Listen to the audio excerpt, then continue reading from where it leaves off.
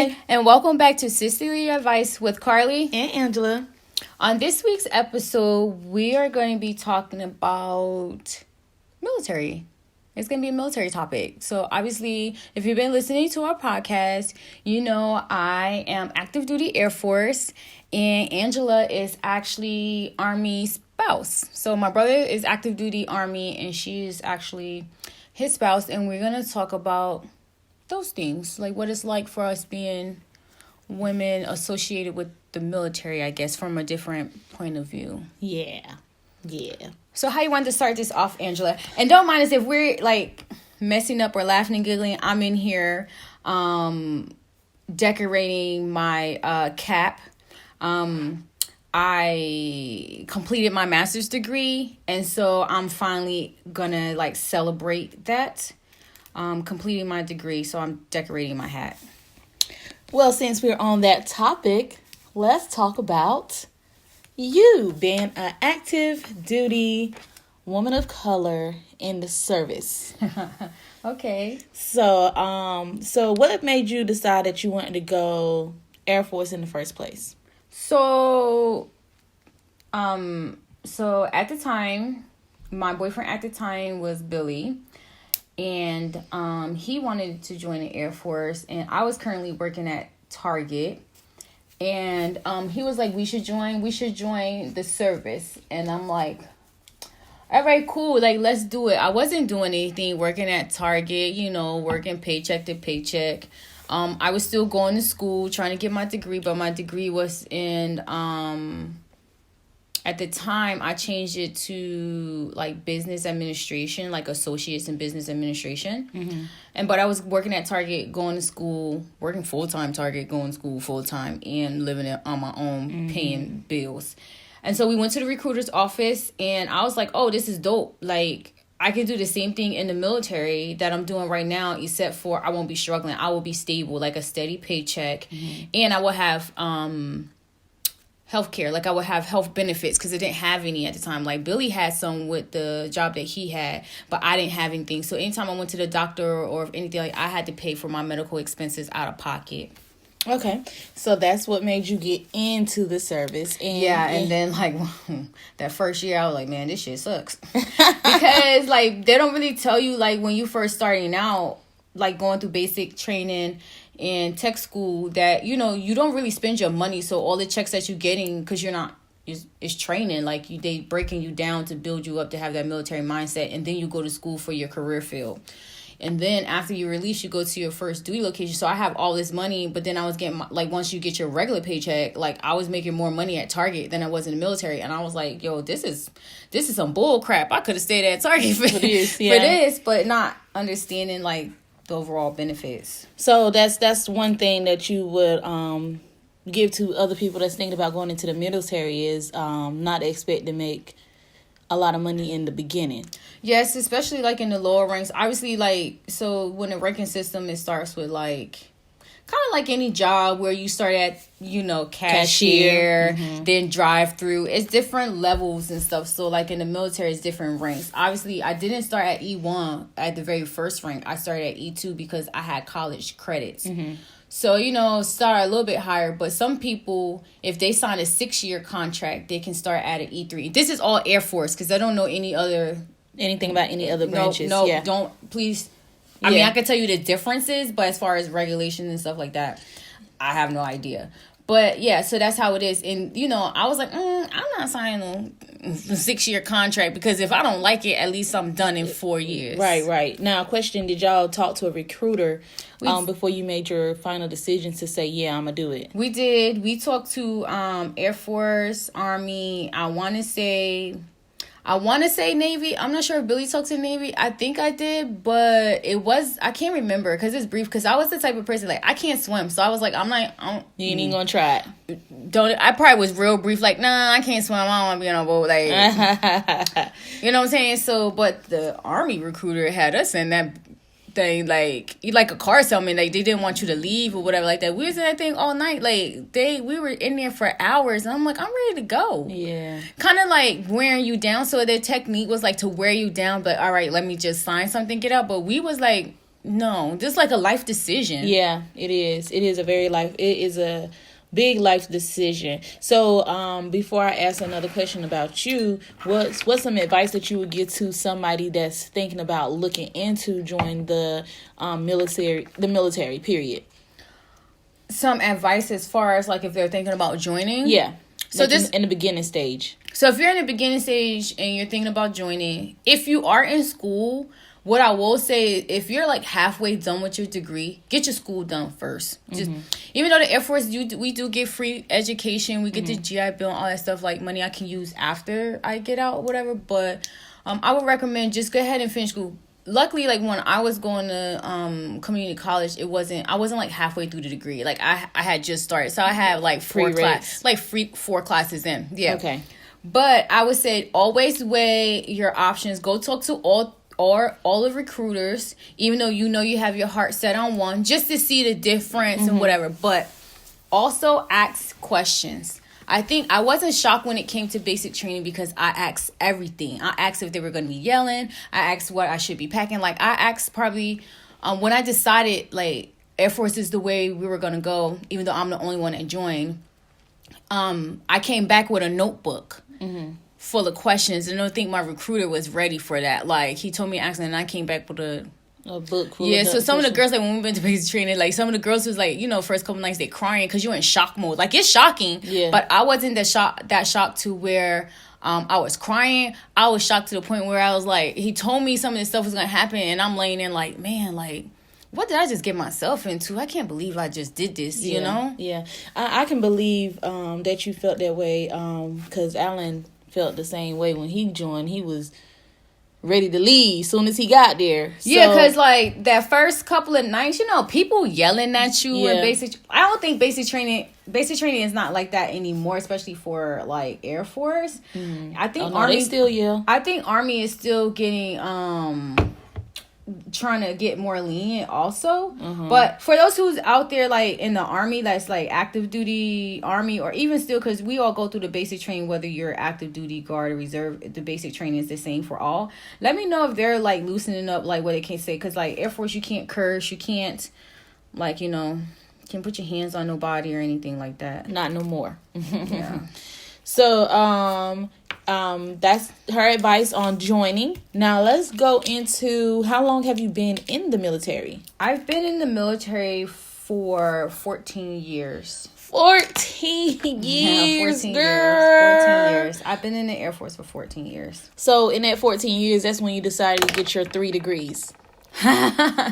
So kind of yes and no. Okay. I did start out with associates because the Air Force, like once you get to a certain rank is a requirement for you to have.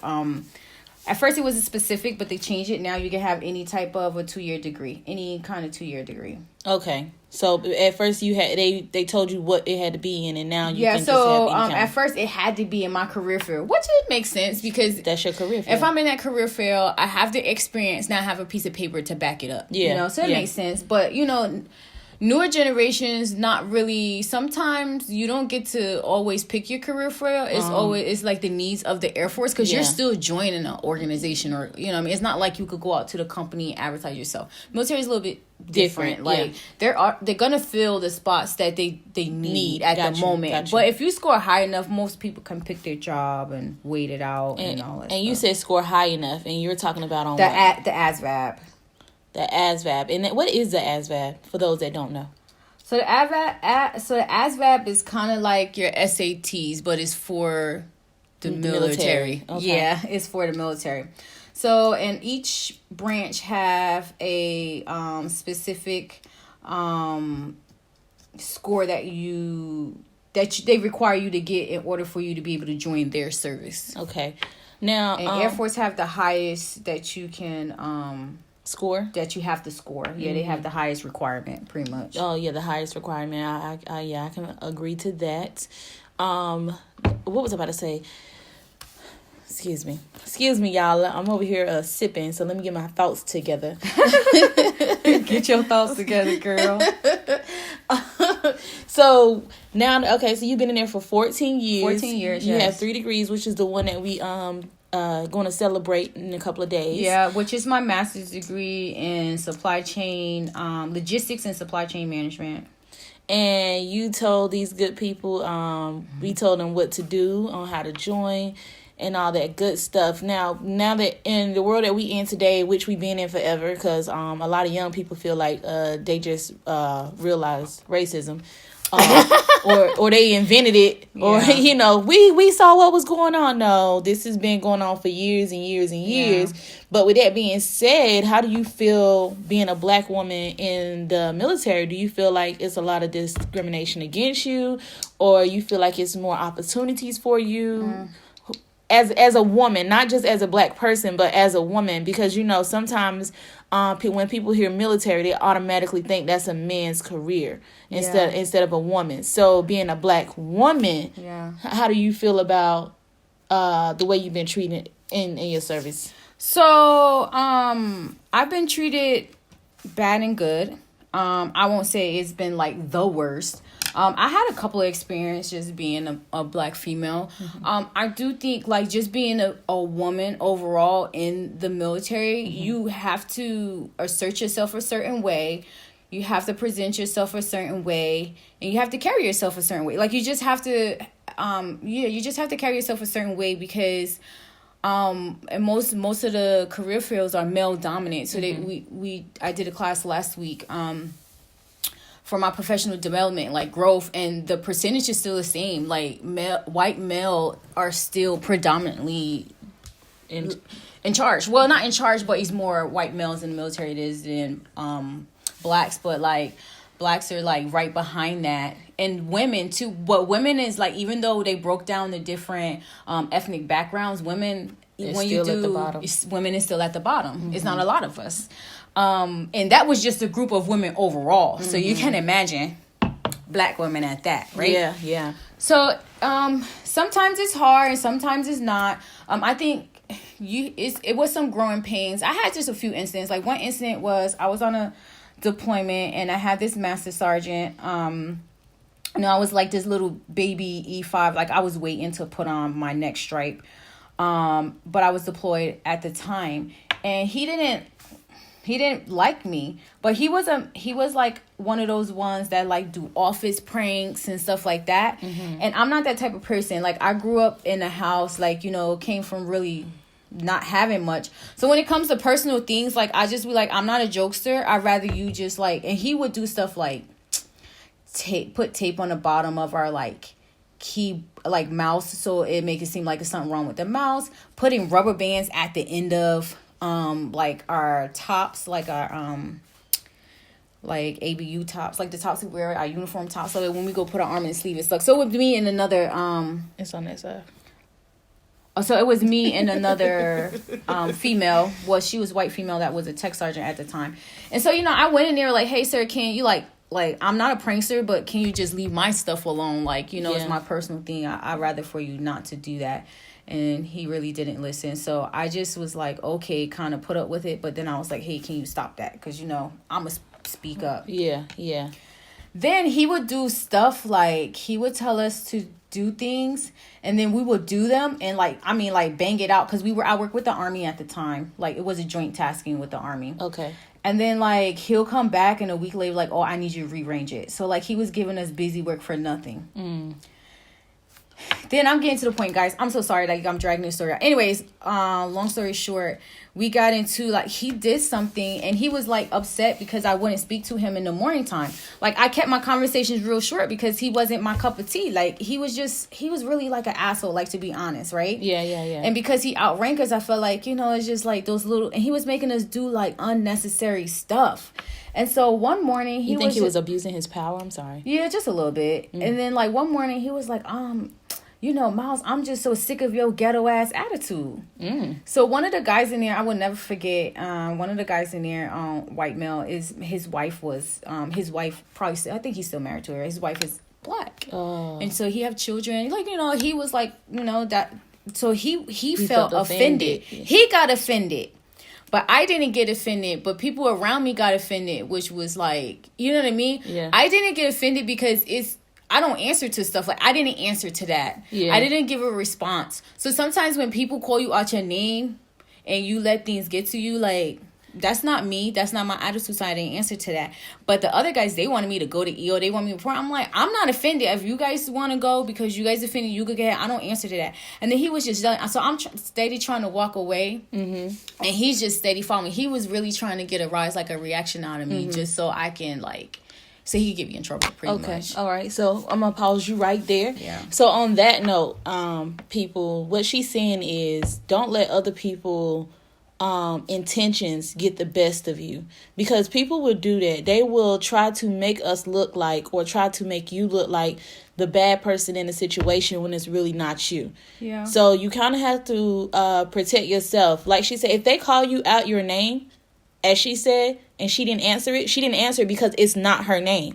Like, I don't, So when somebody says something to you and you feel like it's disrespectful, and you look at them and you just walk away, because technically they're not talking to you, because they're not calling your name. If your name is Sam and they didn't say Sam, they said Samantha, and that ain't your name, then walk away. You know.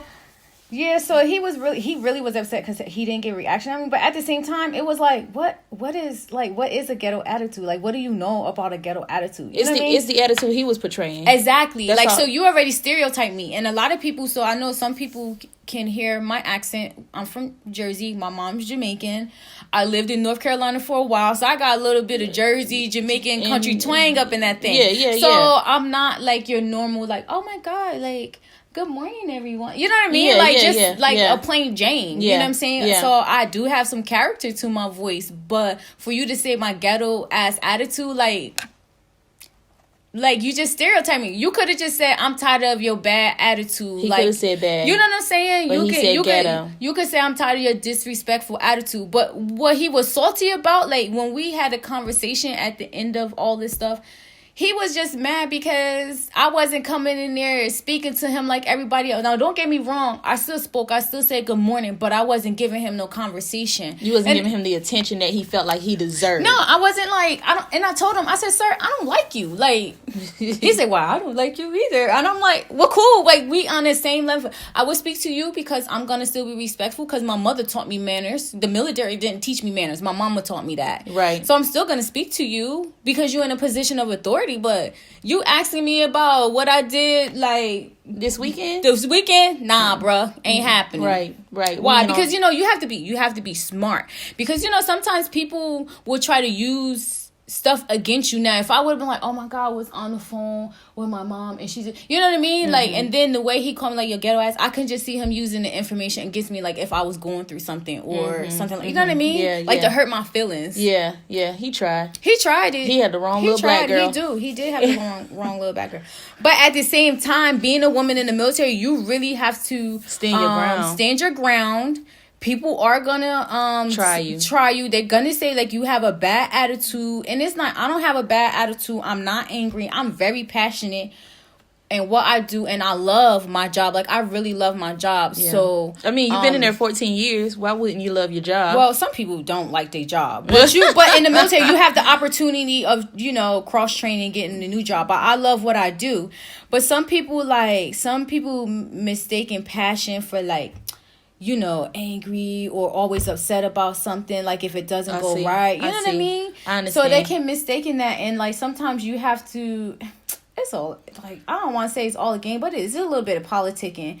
And people who know me, I have a good positive attitude. They know I'm about my business, but I do carry myself a certain way, so I ain't the one. Right. Well, that's what you want to do. You want to have that persona it's a lot of pressure. It's a lot of pressure, and you have to have a strong mental. And I've been to counseling. I've been to like the mental health, not the actual clinic. They have like outpatient clinic where you can go talk to somebody. Yeah. And because it's a lot of stress trying to hold up an image, trying to deal with stuff, and then you silently dealing with stuff on the inside because you're trying to be strong and it's hold up this persona, especially as a female. Now I can definitely not just black female, but I know other females that's other ethnic backgrounds and different colors that know exactly what I'm talking about.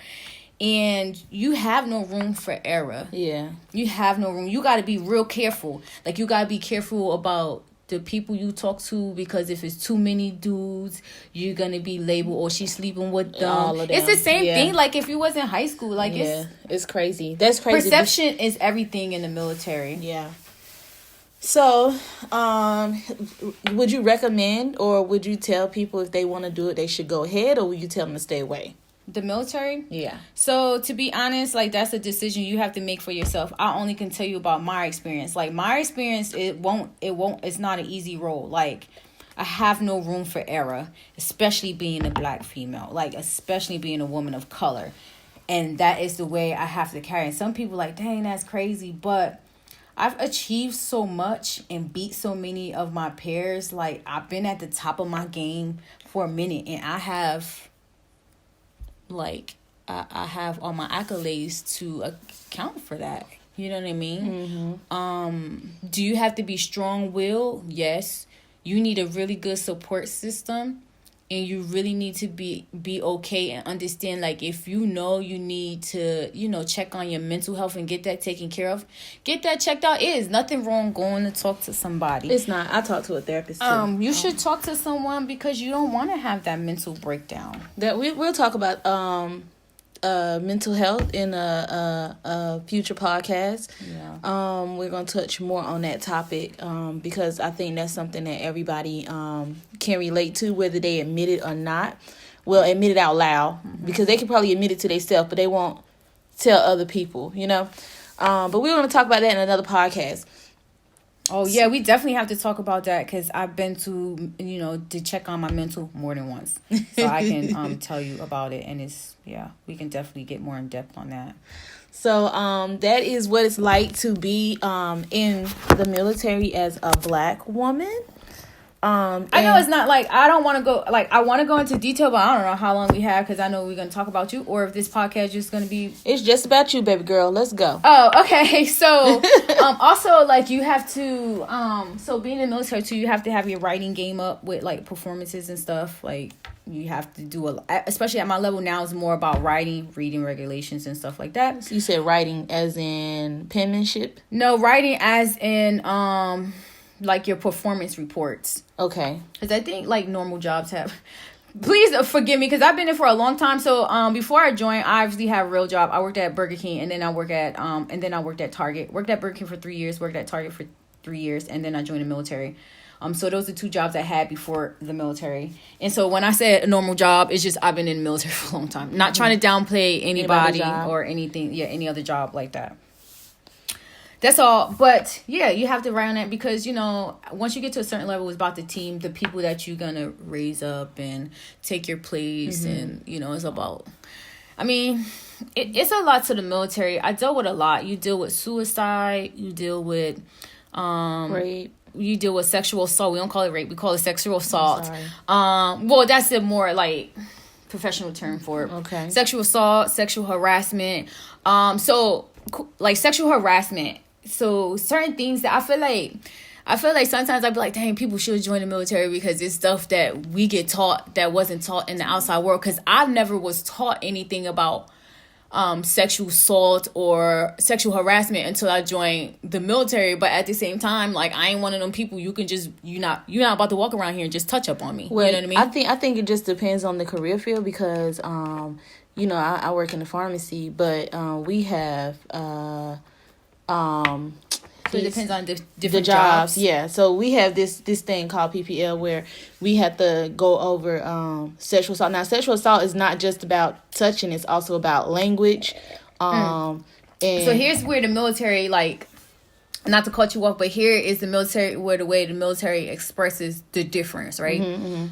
Sexual assault is any physical unwanted touch. That is assault. Okay. And the areas that they tell you is between like your chest and down to like mid thigh. And if you touch any of these private parts, like, the military has zero tolerance, right? Yeah. Now, don't get me wrong. There are stories out there of women who wasn't heard. Their assailant would like still working with them and like, or harassing them. I don't have one of those stories. But I'm not saying, this is just my point of view. I'm not saying like the military is all the way perfect. Right, Obviously, right. you see what happened to Vanessa Gilligan at Fort Hood, Yeah. who went missing, which is crazy to Yeah, me it's very because crazy. I've never seen anything during my years of being in the military that someone went missing and we didn't look for him, because She's not the first one on Fort Hood though. But no, she's not. She's definitely not the. First of all, for her story to be out, and for all of a sudden, when they out here searching for these bodies, and they not even finding her bodies, they finding other people bodies that they classify as AWOL.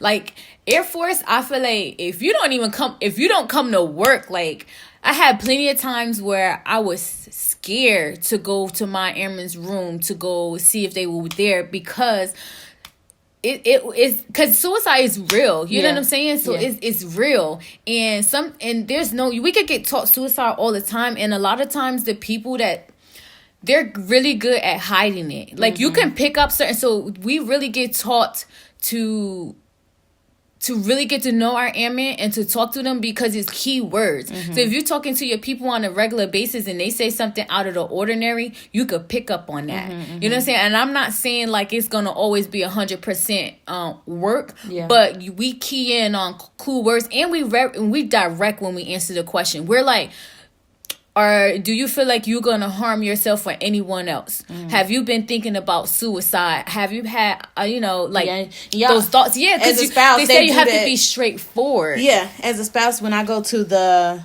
doctors on post, they ask you them questions. They ask you every single checkup, every single visit. They ask the kids. I think they should ask you too after having Zion, because you have that postpartum. Well, I saw a therapist. But you know what I mean? That's why I said we're going to talk about that in another one. But yeah. And then, not to cut you off, but sexual harassment is more of sexual advances, words, you know, that type of stuff. So they separate the the two. The words in the touch. Yeah, one is a physical touch, and the other one it's just like with your words and sexually talking or texting, like kind of like that. But then we also get taught, because sometimes it's we get talk about stalking and it's so much that we get we get knowledge on, but this is too big. So I do have a story for that. I was an airman at my first due location, Altus, Oklahoma, and this was this staff sergeant in there, and like, you know, some people like talk with their hands and stuff like that. Yeah. This guy, he would walk by and like, "Good morning, Miles," like rubbing my shoulders. I'm like, why are you touching me? So I was like, why are you touching me? Like, don't, you know, Don't do I was that. like, you don't have to touch me to speak to me, right?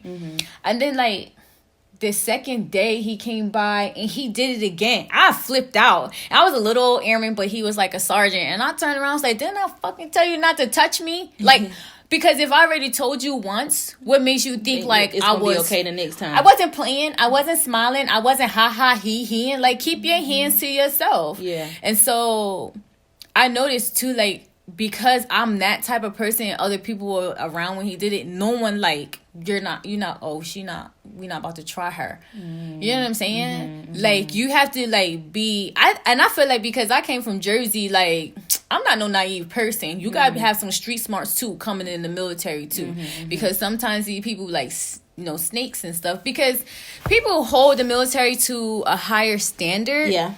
But at the same time, we regular people off of the street, Yep. putting on a uniform, changing our lives, changing the mindset, changing the way we think, changing the way how we appear. You know what I'm saying? Yeah, yeah.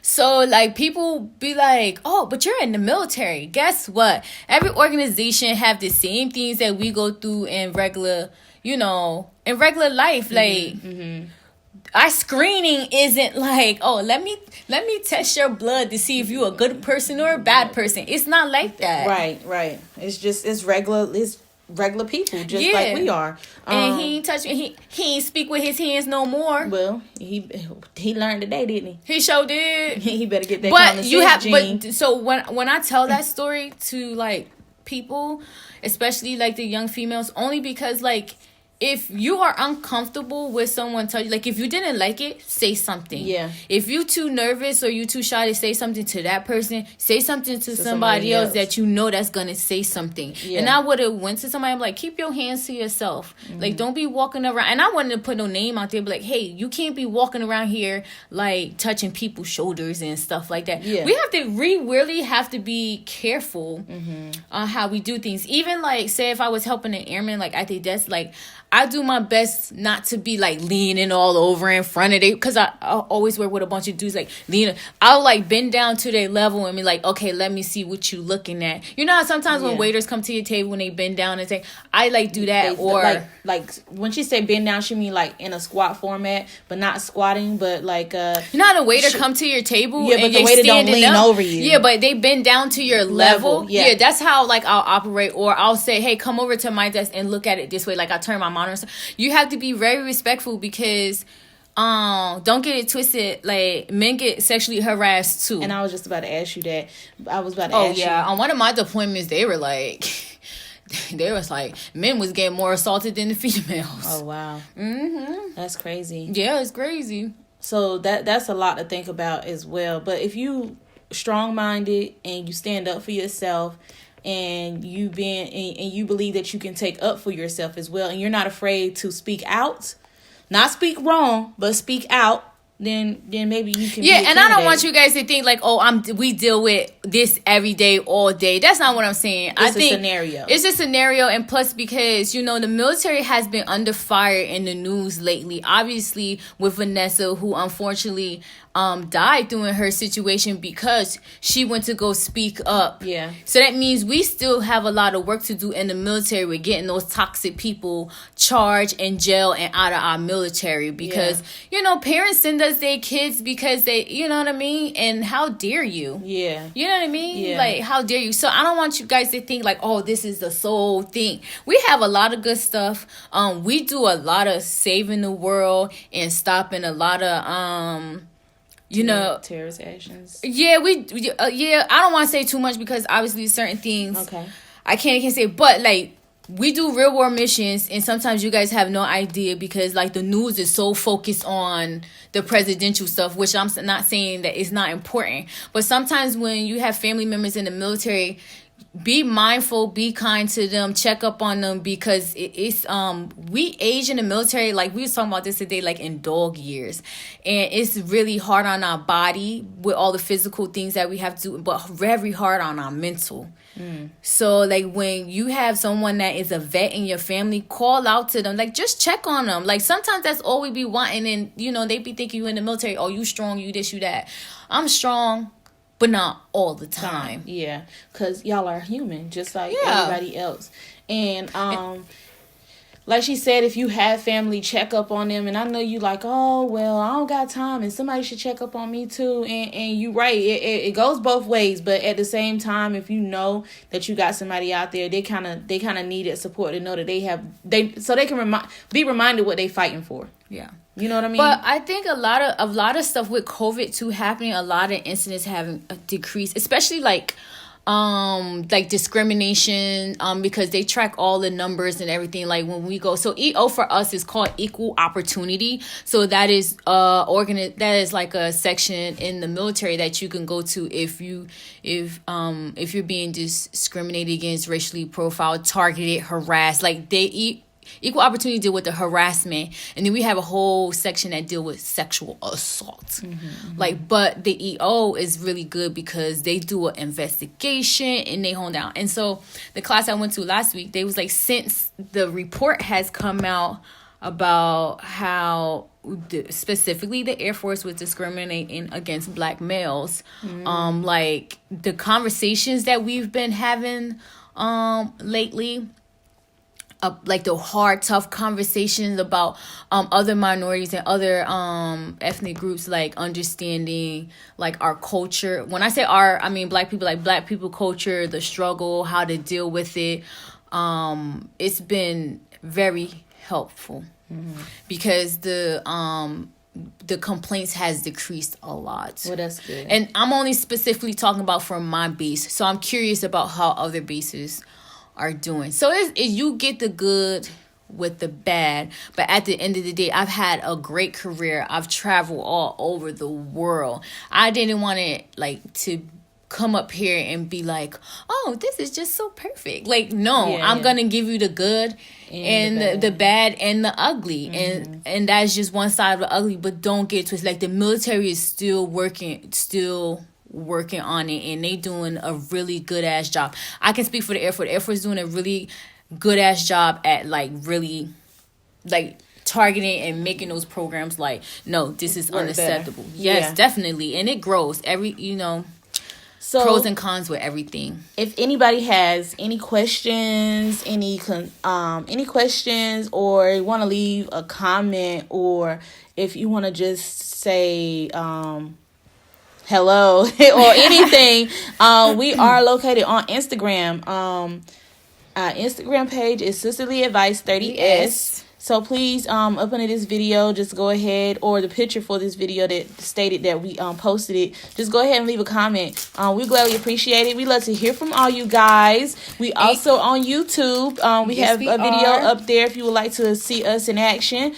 And check out our YouTube page. We shout out some young entrepreneurs out there doing their thing, making a business happen. So. And if you're another young entrepreneur and would like to be represented by us, we would just send us a DM on Instagram, and we'll talk to you about it. And we'd love to shout you out. No problem. When we say talk to you about it, don't think like we about to charge you for no advertising. Like, we just want to talk to you guys about what your company is about, what you sell, what your business is about, so we can make sure that when we shout you out, we do it correctly and represent your brand respectfully and honestly. That's right, what she said. And so let's talk about some good stuff about being in the military, right? Yeah, let's do good stuff. Good stuff. We got the hard, heavy hitting stuff. I'm pretty sure you guys have some more questions about me being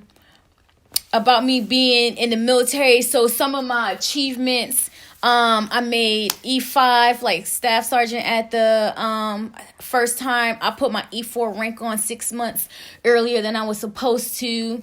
E6 took me some time to make, but E7, I made it my first try. I was number one selectee in my career field when I made E7, so I was the number one in my career field. So that's a huge thing. Got a bunch of awards. I usually don't brag about a lot of stuff, but my friends, like, they will brag for me. Yeah. They just be like, oh, you don't know, she the GOAT. Like, that's what they call it. That's a little nickname for me. They be like, oh, you the GOAT. She the GOAT. Like, oh, call her. She know what she talking about. Call Sarah Mosley. Did she know she the GOAT? What? You didn't say the rank you was at now? I'm E7 now.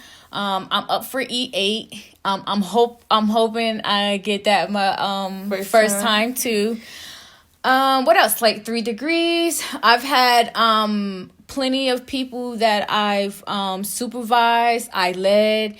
They went on and done great things as far as winning awards, setting themselves up for success.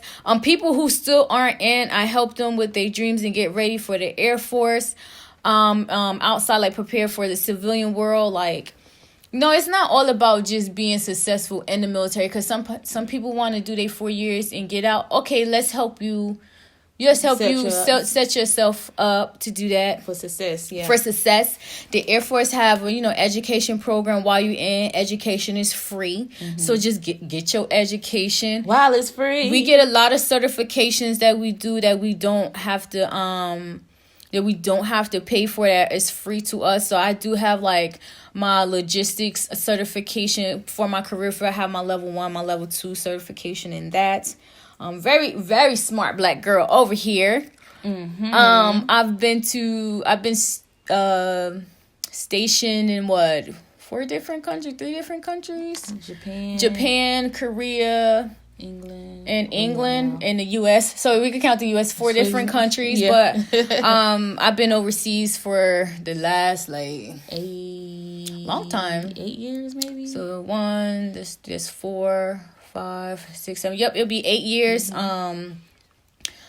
Yep, I went to Korea first, South Korea. I lived there, lived in Japan, went back to South Korea. Now I'm in the UK, and then I'll be on my way to Italy. Traveled the world, made some great friends. Not just friends, but family. Like, really family, when it's like you're doing the ugly cry when it's time to go. travel the world. I think in 2000, we're in 20. So 2019, I went to a different country every month just because living in Europe everything is like a 2-hour flight away. 2-hour flight. I'm a world traveler, baby. Yeah, that's what she is. And that all came with, that's a positive in the military. But, you know, she came a long way. She got her head on her shoulders. She's well grounded. She's a believer. And she see things and she go get it. So she's a go-getter as well. Oh, baby, go get it all day. You know what I'm saying? So you don't have to be Carlise, but you have to be a strong individual, and you have to know what you want for your life. And if you know you want to travel, so traveling in the military has its benefits because first of all, she's stationed over here, so she didn't have to pay for that trip. But that trip, no. Yeah, but all the other trips, you know, there was when you because I traveled from the U.S. to England. That was a pretty penny ticket. Well, I actually got it on sale, so it was like $500. But when you're already over here, the tickets are a lot cheaper, right? The show is I went to Germany for like $30 or $40. $30-$40 to travel on this side of the world. Okay, that's just one ticket. Some of them are pricey, some of them cheap. You just have to. You have to know how to do your research. Yeah, you do. You really do. But I've loved. But the military do come with a sacrifice, and one of the sacrifices is time from your family, sometimes time from yourself. So you do have to find that balance where you can balance work, life, family. It is very hard. It is not easy. It's not easy. And like when people want me to help them make a decision, I can't. You have to make your own decision, your own conclusion. I would never be like, oh, you should go this way, or you should do this one. I will give you all the facts that I can. I will give you all the pros and cons that I can. But ultimately, it's your decision, and I will support you. And I think the key thing too, with having a lot of or with gaining success and being that person, you have to stay humble. Anybody that talks to me, they will tell you I'm probably like the most humble person you will ever meet, because like I said, I don't brag about myself. I don't do anything. Now in my office, do I have like my awards and stuff posted? Baby, yes. But that's inspiration to other people as well. What's front and center is those degrees. You know what I'm saying? Yeah. So they'll tell you I'm humble, I'm funny, I'm about my business. I just love to have fun, and I love to laugh and be chill. And I think that comes with getting to know people. When you're in a leadership position, you have to humble yourself, and you have to put yourself in that person's shoes. And I think that's anything with life. I think, the world would be a better place if everybody was humble and actually listened to each other, because just because something is small to you don't mean it's small to that person. It is a big issue because it's their issue, not your issue, right. I get it. I got kids, so I got to understand that. What might not be big to me might be big to them, and I have to sit there and understand why it's big to them and see how I can make it a better situation for them. I can give another example about what I mean. The Air Force is going in a positive direction, right? So obviously when it comes to regulation, like hair, clothes, like nails and stuff, like being in a uniform. So before, the regulation on nails used to be that the color had to match your skin tone. It had to complement your skin tone and not distract from your uniform. So obviously the black girls only can wear like burgundy, brown, or French tip. Like, we didn't have a lot of colors to choose from. So like I said, ever since like that report came out about the Air Force, like they changed that rule, and now we can wear y'all can be comfortable. Yeah, we can be comfortable. We can wear more colors. So the regulations, like, we can wear so you can wear, so they have specific colors that you cannot wear. You can't wear neon, fire hydrant, red. Like, you're not about to come in with no Cardi B nails. Like, you're just not about to do that. No. First of all, those are they're not functional. They're not functional. So we get cute on you though, Cardi. Yeah, they kept the length, but now and they took out the skin tone piece of it, because that skin tone piece, like, complement your skin tone, that was a little bit biased, because us brown girls, like, obviously, if we wanted to wear, say, like, a nude color, like a, you know, it had to be a specific nude color. You know what I'm saying? Yeah. Just to match your skin. Just to match your skin. Like, but if I wanted to put on, like, a light pink, like a soft pink color, because you can't have, like, a bright neon color, because it said no neon colors, then with the Orex, I wouldn't be able to wear that, because technically it don't complement my skin tone, because it's like a nude pink. That's not a pink I would go for. Yeah. I would probably go for a pink with a hint of purple, because, you know, I'm chocolate. You know what I'm saying? I needed it. You need a... I didn't look good. You know but now it's like, now it's more variety. Another thing was hair. Before, we couldn't have, like, locks. We couldn't have twists. We couldn't have, like, we can have braids that I have now, like box braids. First of all, they had a thing in there saying, like, if you wore a wig, it had to be, like, human-like, like, not synthetic. Like, it was very, Bruh, it was, yes, it was real. very constrained. And then in a society now where, like, in today's time, is so many natural women. So it's not just it didn't hinder, like, sometimes the regulation just didn't hinder black women. It hindered Hispanic women too, because, like, when we pull our hair back in a bun, it could only be in, like, 2.5 inches in bulk. So if it's a Latino woman who has long thick hair, guess what, her bun is thick. Well, you could get away with, like, making it a little bit wider, so that way you can get the bulkness in it. But then they increased it to 3 inches, and now it's 4 inches. Like, you have to compensate for the ones who have really long hair, and people culture too. Yeah. You know what I mean? So, well, honestly, but now we can wear locks.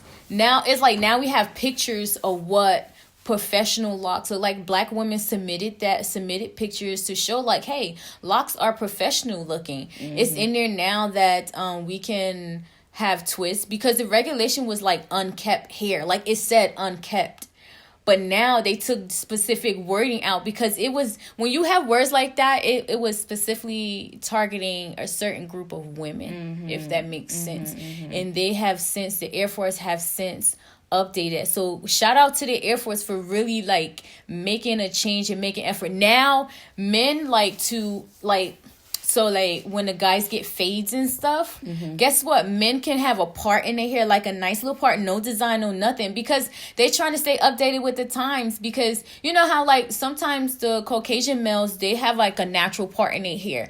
So obviously it was a natural part. Now, you know, our men can do that. Oh, another thing, they changed the color of hair that we can wear. So before, the regulation specifically said that you can only dye your hair the natural color that it grows out of your head.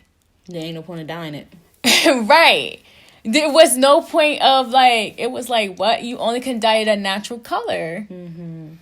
So now it says all areas, and then obviously it was like for women, so guys couldn't dye their hair. Now the regulation says that you can dye your hair a natural color no matter what your Sex is? no matter what your own natural color is, and it's open to all airmen. They took us to all airmen. So you know, guys can dye their hair too. So we had when that came out, we had a young man, black male. He dyed his hair blonde. It was nice little waves and stuff like that. And you know, one of the senior NCOs, one of the higher NCOs was like shocked. But this is what he did. He said, "Hey, Sergeant Moss, I got a question to ask you." "Sure, shoot. What you got a question?" "Hey, we have a airman out there. I just seen his hair. Like, is he supposed to wear that color?" Which I love. I love the fact that he came to ask first before just, you know, going to the airman. He wanted to make sure, like, when he corrects someone, that it's correct. And I think everyone should do that. So, like, when I say, like, the Air Force have recognized, like, they have a problem with targeting a certain group of people. And I know you guys are probably like, why she trying to be all political, like, group of people? Because in the professional world, if we were at work we would use African American or black, like, so most of us in the military be like, you could just say black, like we cool, you know what I mean?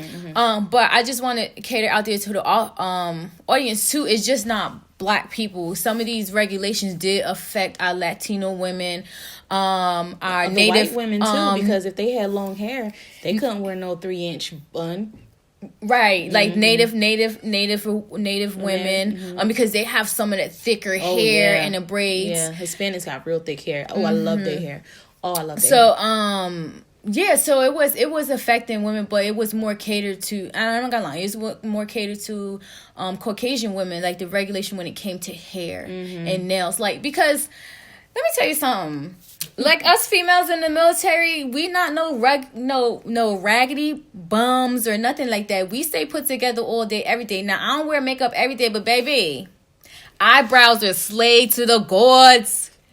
Hey, yeah, you know, she took me to get mine. let me tell you something. Real quick, before we close this out, doing your eyebrows in the morning can make a difference to your face. Like, we are well put together women. So now that we have something that's a little bit more inclusive, I'm happy. The Air Force is going in the right direction. So that's some of, like, the good things that came out of, like, the report. All right, now. That is Carly. And this is Angela. Don't forget to leave those comments. See you guys later. Bye.